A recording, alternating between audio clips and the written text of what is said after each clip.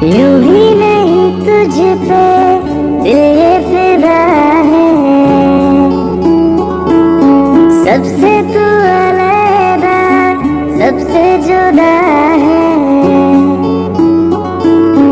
यूं ही नहीं तुझ पे दिल ये फिदा है, सबसे तू अलग सबसे जुदा है। Hello student, welcome to my channel. Student class 10 Hindi की तैयारी कर रहे हैं। आज का ये वीडियो सबसे ज्यादा इंपॉर्टेंट है। ऐसा ही आएगा आपका हिंदी का पेपर। जितने स्टूडेंट 2023 बोर्ड एग्जाम में हिंदी का पेपर देने वाले हैं, आज का ये हिंदी का क्लास 10 का वायरल पेपर है। आज का ये हिंदी का पेपर जरूर सॉल्व करके जाना। अभी मैं आपको सॉल्यूशन के साथ समझाऊंगा। ये हिंदी का एक वायरल पेपर है जिसको आप सॉल्व करके 90% बोर्ड एग्जाम में ला सकते हो, क्योंकि ये आप लोगों का बहुत ज्यादा इंपॉर्टेंट पेपर है। आप लोग भी बोर्ड एग्जाम में 90% मार्क्स आपका पक्का आएगा। ये हिंदी का पेपर आप लोग सॉल्व करके जाना। मैं आपको पेपर का सॉल्यूशन भी बताऊंगा, पेपर सॉल्यूशन के साथ समझाऊंगा। ये सबसे ज्यादा इंपॉर्टेंट वीडियो है क्लास 10 हिंदी के लिए। तो आज की इस वीडियो को लाइक भी कर देना, शेयर भी कर देना, चैनल पर नया तो सब्सक्राइब भी कर लेना, ठीक है। जितने भी स्टूडेंट 2023 बोर्ड एग्जाम में 16 फरवरी को हिंदी का पेपर देने वाले हैं, तो आज का ये वीडियो लास्ट तक जरूर देखना। ये हिंदी का एक वायरल पेपर है और यही पेपर आप लोगों को 16 फरवरी को हिंदी का पेपर देखने को मिलेगा, ठीक है। ये एक वायरल पेपर है और ये पेपर मैं आप लोगों को सॉल्यूशन के साथ समझाऊंगा, क्योंकि 16 फरवरी को आपको यही पेपर देखने को मिलेगा हिंदी का, ठीक है। तो आपके पास पूर्णांक है 70 नंबर का और आप हिंदी का ये देखो, आपके पास 3 घंटे 15 मिनट का समय रहेगा और आपको 3 घंटा इस पेपर को सॉल्व करना है। 15 मिनट इस पूरे प्रश्न पत्र को पढ़ना है, ठीक है। आपका जो निर्देश है वो दिया हुआ है, प्रारंभ के 15 मिनट पर साथी को प्रश्न पत्र पढ़ने के लिए निर्धारित है। और सेकंड है प्रश्न 2 खंड में है, आ और बा, ठीक है। तीसरा है प्रश्न पत्र आ जो है बहुविकल्पीय है, जिसका सही आंसर OMR शीट पर देना है, ठीक है। चाहे आप काले या फिर नीले वाल पॉइंट पेन से देना है, ठीक है। और जो आप लोगों का दूसरा खंड है आ वाले में बहुविकल्पीय प्रश्न एक अंक निर्धारित है। और आप लोगों का जो खंड आ है उसके लिए आप लोगों को 1 घंटा, ठीक है। खंड बा आप लोगों को 2 घंटे निर्धारित है। आपका खंड बा 50 मार्क्स का रहेगा, ठीक है। प्रत्येक प्रश्न के सम्मुख अंक निर्धारित है, प्रत्येक प्रश्न के सामने उनका अंक लिखा हुआ है। पूर्णांक आपका 20 नंबर है। ये 20 नंबर का ऑब्जेक्टिव क्वेश्चन है और इसमें जितने भी ऑब्जेक्टिव क्वेश्चन है वो वेरी इंपॉर्टेंट है। मतलब बोर्ड एग्जाम से बहुत ज्यादा इंपॉर्टेंट ऑब्जेक्टिव क्वेश्चन ये है। जितने भी ऑब्जेक्टिव क्वेश्चन है इस आपके मॉडल पेपर में, आपका वायरल पेपर में, उसको आप लोग सॉल्व कर लेना। अब देखो, सबसे पहले आपको बहुविकल्पीय प्रश्न बोर्ड एग्जाम में देखने को मिलेगा, ठीक है। इसमें जितने भी ऑब्जेक्टिव क्वेश्चंस हैं वो मोस्ट इंपॉर्टेंट हैं। तो सबसे पहले बहुविकल्पीय प्रश्न रहेगा, 1-1 नंबर के सारे ऑब्जेक्टिव क्वेश्चंस रहेंगे, ठीक है। तो पूरा सॉल्यूशन समझिए। 20 नंबर का ऑब्जेक्टिव रहेगा। प्रश्न नंबर फर्स्ट है कि बाबू गुलाब राय किस युग के लेखक हैं। बाबू गुलाब राय किस युग के लेखक हैं। ऑप्शन नंबर आपका फर्स्ट है भारतेंद्र युग, सेकंड है द्विवेदी युग, थर्ड है शुक्ल युग या शुक्लांतर युग। तो बाबू गुलाब राय बच्चों किस युग के लेखक हैं। तो बाबू गुलाब राय जी हैं वो शुक्ल युग के लेखक हैं। किस युग के? शुक्ल युग के लेखक हैं। ऑप्शन नंबर थर्ड जो है बिल्कुल सही है, ठीक है। अगला क्वेश्चन आ जाओ। अगला क्वेश्चन, चिंतामणि किस विधा की रचना है। चिंतामणि किस विधा की रचना है। पूरा समझ कर जाना पेपर। अगर आप हिंदी में 90% नहीं लाओगे तो देख लेना, यही पेपर देखने को मिलेगा, ठीक है। और आपके ऑप्शन नंबर फर्स्ट है निबंध, सेकंड है कविता, थर्ड है नाटक एंड 4 है कहानी। तो चिंतामणि जो है वो निबंध विधा है। किस विधा पर आधारित है? निबंध विधा पर। सारा क्वेश्चन तैयार कर लो अभी फटाफट, ठीक है।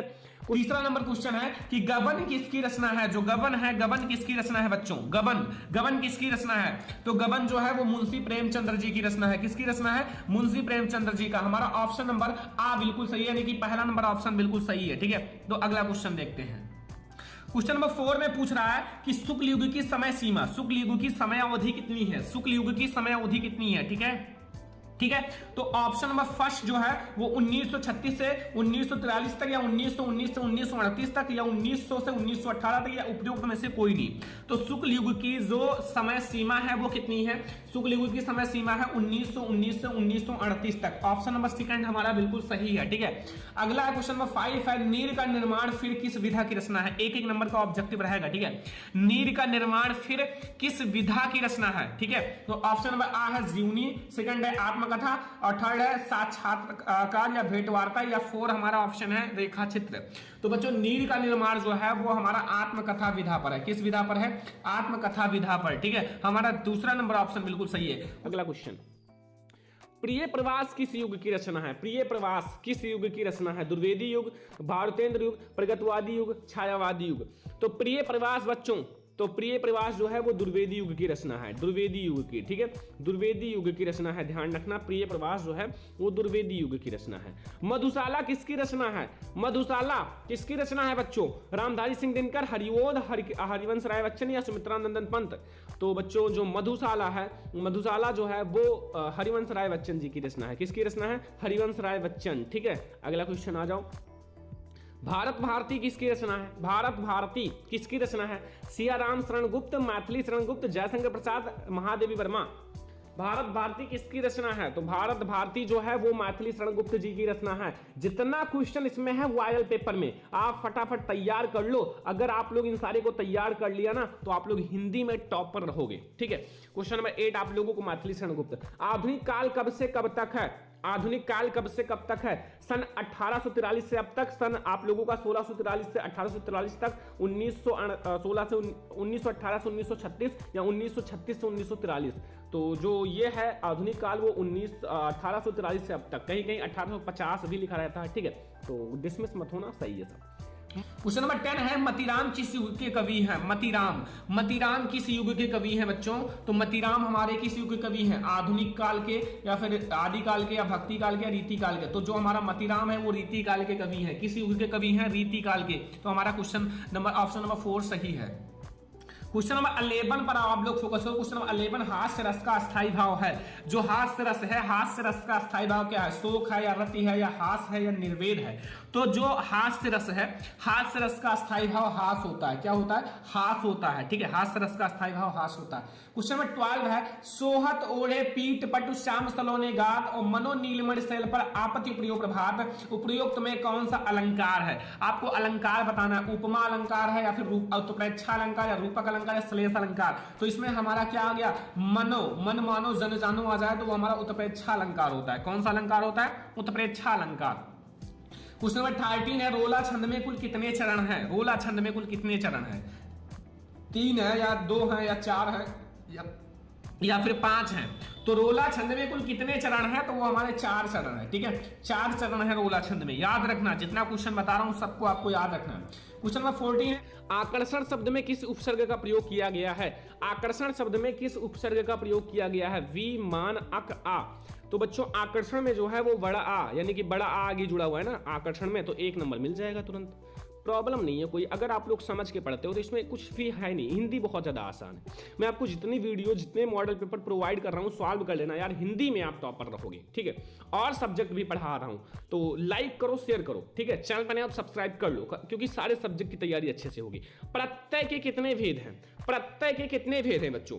तो प्रत्यय के हमारे कितने? 2, 5, 6, 3। तो प्रत्यय के कुल 2 भेद होते हैं। कितने? 2 भेद होते हैं। ठीक है। अगला क्वेश्चन आ जाओ, पीतांबर में कौन सा अलंकार है? पीतांबर में कौन सा अलंकार है? तो इसमें बहुव्रीहि समास है। ठीक है। सॉरी, समास बताना है, समास। वैसे आपके बोर्ड एग्जाम में 2 ही समास है, एक द्विगु समास है, एक है द्वंद्व समास। तो भाई द्वंद्व या द्विगु में से आएगा, इससे बाहर नहीं आएगा। ठीक है। तो अगला देखो, आंसू का तत्सम रूप है। आंसू का तत्सम रूप अश्रु। क्या होता है? अश्रु। ये सारे वायरल प्रश्न हैं, जरूर तैयार करके जाना अगर हिंदी में 90% लाना है। क्वेश्चन नंबर 18 देखो, यणि संधि का सूत्र है। यणि संधि का सूत्र क्या होता है? आदिगुण या फिर अकश्रवेण दीर्घ या इकोया यणिच, ठीक है, या वृद्धि रेचि। तो ये हमारा तीसरा सही है बिल्कुल। ठीक है। तीसरा ऑप्शन हमारा सही है बिल्कुल। अगला देखो क्वेश्चन नंबर 19 पे फोकस करो। फलस्य शब्द का वचन एवं विभक्ति है। फलस्य शब्द का वचन एवं विभक्ति बताना है।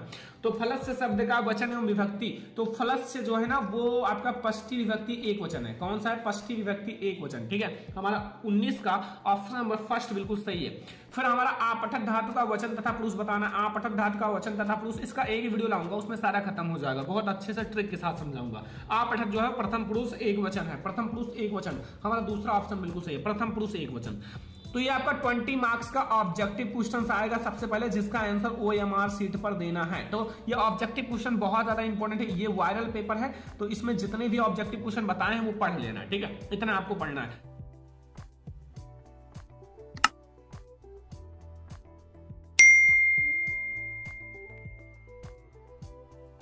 धीरा धीरा धीरा